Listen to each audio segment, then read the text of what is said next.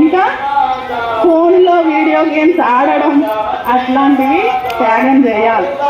అంతేకాకుండా ఇంకా junk foods తినడం. జంక్ ఫుడ్స్ అంటే ఏంటి?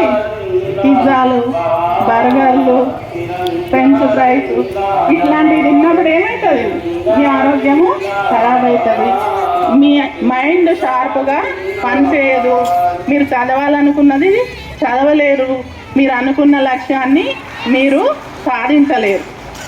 మీరు అనుకున్న లక్ష్యాన్ని సాధిస్తేనే, మీరు అనుకున్నది చేస్తేనే మీరు దేశానికి సేవ చేయగలుగుతారు.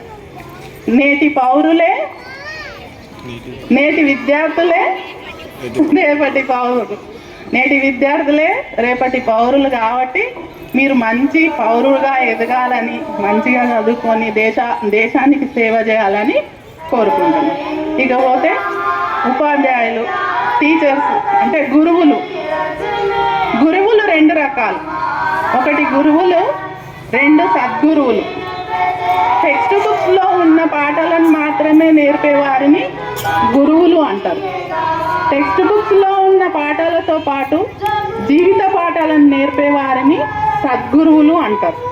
మన నవ్యజ్యోతి టీచర్స్ అందరూ కూడా సద్గురువులుగా మారి విద్యార్థులపై ప్రత్యేక శ్రద్ధ వహించి వారిని ఉన్నత పౌరులుగా తీర్చిదిద్దాలని కోరుకుంటూ ముగిస్తున్నాను.